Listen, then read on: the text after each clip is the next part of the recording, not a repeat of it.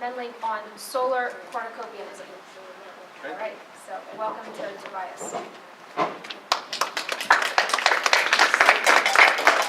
Good afternoon, everybody. You're going to have the interesting task this afternoon of figuring out the connections between these four talks on nation-state decoupling, big cat extinction, 18th century solar imaginaries, and carbon sequestration. But that's the great thing about the world ecology approach, right? Is all these things are connected. This talk comes from the second chapter of a book that I'm due to complete this summer, The Climatological Unconscious Toward a Geohistorical Poetics. Marxist hermeneutics are a touchstone for this project because historical materialism begins with the supposition that what Marx calls epochs in the history of society are defined by an energy economy, an arrangement of human labor power within a mode of production. Marx's conception of the capitalist value form as abstracting and so making commensurate every act of social labor extends the insight of 19th century physicists who recognized all physical change as a manifestation of a universal phenomenon, energy. Materialist criticism, in turn, insists that the work of the symbolic object, what it represents, assembles, and resolves, must be read in its relation to the particular historical forms taken by the world creating labor of society, the ultimate determination by the mode of production. The current planetary crisis, however, reminds us that social labor transpires within a broader planetary energy economy, which is why Jason and others have sought to revise the concept of value as socially necessary labor time to incorporate nature's unpaid work, including the negative value of climatological disruption. The nearly axiomatic idea that literature, in Jameson's influential definition of narrative as a socially symbolic act, provides the symbolic space in which the collectivity thinks itself, may be seen to recapitulate the misapprehension symptomatic of carbon modernity that society, taken as the paradigmatic instance of what human beings make with their labor, can be conceptualized in its internality as independent of the Earth system. So if poetics is a mode of criticism concerned with poetry, poesis, as a distinct mode of human making, and if materialist poetics seeks to historicize such creative world-making by relating it to the totality of social labor, what I call geohistorical poetics proposes that the literary work will reflexively condense a broader set of mediations that, exceeding human identities and relations, gives expression to a society's imbrication in the Earth system, the necessary condition of all productive activity. My historical focus in this project is a phase of geohistory that we might term the late or end Holocene, the final tumultuous stage of the Little Ice Age, which Jason was talking about earlier, the emergence of a commercial world system, the intensification of biological productivity welded with new forms of labor exploitation, exemplified in the Caribbean sugar plantations, and finally the epochal rise of coal-based capitalism, beginning with the new manufacturing trades in Restoration London and culminating in the coal-powered factory and transport networks of the Industrial Revolution. My archive is British verse, written between 1667, Milton's Paradise Lost, and 1807, poems that in integrating new forms of knowledge into ancient literary genres aspired to encompass the whole of space and time, to describe what Thompson in The Seasons refers to as the system entire. In the chapter from which this talk derives, I reconstruct the solar cornucopianism of what was the most popular long poem written in 18th century Britain. The Seasons begins with the fitful appearance of spring, the ravaging blasts of winter giving way intermittently to nature blooming and benevolent. The bounteous sun warms the atmosphere, unbinding the earth, vivifying the living world, so that the husbandman may drive his steers, their shared toil preparing the field for the sower. The work of humans and animals is understood as a continuation of this solar activity, and after laborious man has done his part, it is the role of the world-reviving sun to temper all. Calling on Britons to venerate the plow, Thomson foresees the culmination of this tempering. Let autumn spread his treasures to the sun, luxuriant and unbounded, as the sea far through his azure turbulent domain your empire owns, and from 1,000 shores wafts all the pomp of life into your ports, so with superior boon may your rich soil exuberant nature's better blessing pour over every land the naked nations clothe and be the exhaustless granary of the world. In Thomson's opening portrait of the general economy, both production and exchange, the growth of plants and animals, the transoceanic trade in commodities, are traced back to the passage of the sun's energy through the Earth's system. The completion of one process, the transformation of seed into treasure, initiates another, global commerce, itself energized by the currents and trade winds that waft shifts of commerce from distant lands to British ports. While wool still comprised more than 2/3 of Britain's total exports, the first decades of the 18th century saw the rapid growth of grain exports from southern England, making Britain the major source of food surplus in northwestern Europe. Along with falling food prices, these exports facilitated the development of Britain's consumer economy, including the importation of the pomp of life from the Asian and American commodity frontiers: spices, silk, coffee, tea, sugar, and tobacco. The Seasons draws on two venerable verse genres, Georgic and loco-description, each of which, I argue, internalizes on the level of form a distinct model of political economy, a distinct account of value creation. Loco-descriptive verse, poems that describe places, portrayed Britain's geographical variation, a national market contrasted, if also integrated, with the transoceanic trade routes of the developing global economy. And people loved these kind of poems in the 18th century. Loco-description formalizes the spatial logic of mercantilist political economy, which locates value in the circulation of commodities, circulation powered by rivers, trade winds, and ocean currents.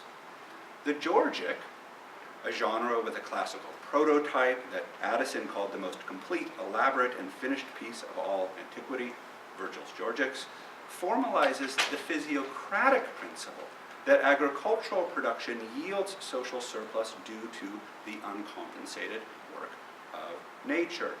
Indeed, Georgic and energy share an etymological root. Georgic derives from the Greek ge, meaning earth, as in geology, plus ergon, work. Cultivation as a directing of energy that reworks the earth, but also the work that the earth contributes to production. Any reader of the Seasons notices the astonishing dynamism of Thomson's world, the distinct lexical and figural innovations he employed to describe sun and water, earth and air in ever composition mixed. This incessant and varied activity, growth, movement, change, labor, is insistently traced back to a single physical source. The sun looks out effulgent. The rapid radiance, instantaneous, strikes the illumined mountain, full swell the woods, and spring the living herbs. To read the poem in terms of its energy imaginary is to emphasize a characteristic of the text which Thomson insists upon, its ambition to describe the whole. The work of commensuration, of following energy's flow in its different forms, the motion of water and wind, the growth of plants and animals, human labor, requires a belief in the systemic consistency of divergent elements. Consider the apostrophe to the sun in summer. O sun, prime cheerer, light of all material beings first and best. Though intellectual historians trace the thermodynamic concept of energy to the early 19th century, Thomson uses this very term to describe solar providence, the unremitting energy of which pervades, adjusts, sustains, and agitates the whole. Certainly we may interpret claims about systemic totality in a text such as The Seasons in terms of the ideological resolution of real socio-ecological contradictions. When Thomson refers to sunlight as fluid gold, he's anticipating the end of solar energy's flow. Happy Britannia, thy country teems with wealth. Consider the sheep shearing sequence in summer. Having tracked the sun's effulgence as it vivifies the vegetable world and in turn supports animal life, Thomson turns to husbandry. Washed in a creek, the sheep spread their swelling treasures to the sunny ray before being shorn. Thus, through its wool production, Britain commands the exalted stores of every brighter clime, the treasures of the sun without his rage. Shortly thereafter, the narrator takes flight and views the wonders of the torrid zone, climates unrelenting.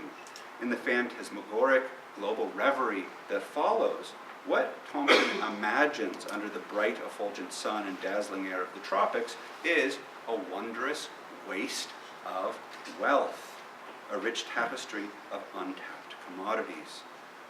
In a poem in which not only natural but also human history is often conceived to be cyclic, global exploration and trade give progressive directionality to historic time, a rise without a fall. From ancient gloom emerged the rising world of trade. In unbounded commerce mixed the world. In the seasons, temporal oscillations and access to solar efflux, which is to say, seasonality, provides the poem's structuring form. Right? It describes the 4 seasons. In this extraordinary sequence in summer, as in the opening lines of spring, Thomson sutures this temporal oscillation to its geographical equivalent, variation among the planet's climes. The ideological claim Thomson instantiates in the text's formal organization is that the historical time of rising commerce fulfills a natural imperative, as the sun's fluid gold is channeled toward Britannia's wheel. The idea that supports this formal suturing is solar cornucopianism. Unbounded and boundless appear 32 times in the seasons, from the boundless radiance of the boundless furnace to unbounded commerce. Frederick Johnson has offered a history of cornucopian thinking that begins with natural theology and alchemy, is sharply inflected by colonial expansion, and takes its modern form in Ricardo's conception of rent, according to which endless growth is supported by substitutability. The substitutability of natural resources, most crucially the substitutability of fossil fuels. I've been reconstructing an alternative form of cornucopianism in which the originary surplus derives neither from commodity frontiers nor mineral stocks, but rather from the unremitting energy of the bounteous sun. To conclude, though, this brief reading of the seasons, I'll point to 2 aspects of Thomson's solar cornucopianism that remain sources of unresolved and interesting tension in the text. The first has to do with the hazards and volatility of climate, the variable distribution of heat and extreme weather in the Earth system. In some places, there is too little heat and light. In others, there's an excess of scorching heat.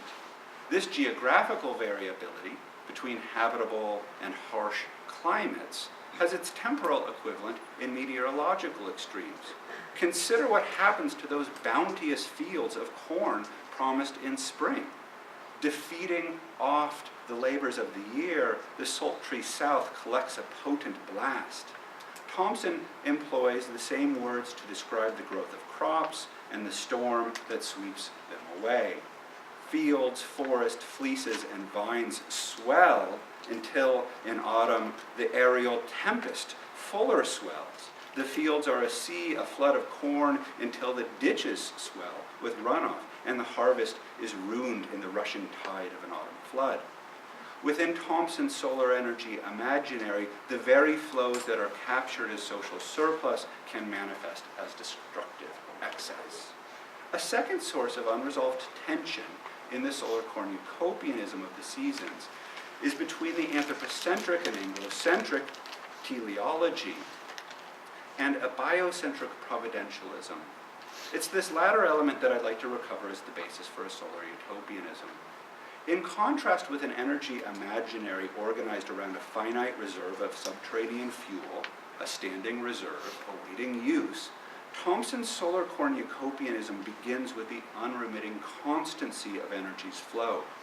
Rather than finding actualization only in a discrete instance of combustion in a furnace or firebox, solar energy is everywhere active, in a breeze and the flow of a river, in the living herbs profusely wild that grow over all the deep green earth, in the murmur of insects, and in the plovers who sing their wild notes to the listening waste.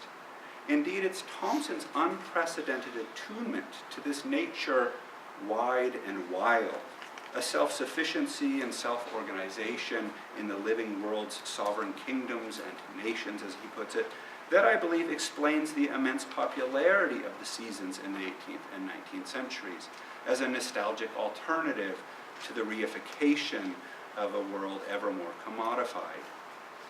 In attending to nature's common bounty, its gay profusion, its pomp and luxury, its blooming wilds, Thomson depicts what Michael Marder, in a reflection on vegetable cornucopianism, calls a bounty beyond our receptive capacity. I certainly don't want to elide the extent to which Thomson imagines those untapped African commodities as something like a reserve or stock, awaiting actualization and trade and use. I'm suggesting only that there's an active tension in the poem between this sense of waste, nature's productivity not yet channeled toward human ends, and an acknowledgement of what Thomson calls the beauty of the waste, life's lavish exuberance as an expenditure without retention. Thanks.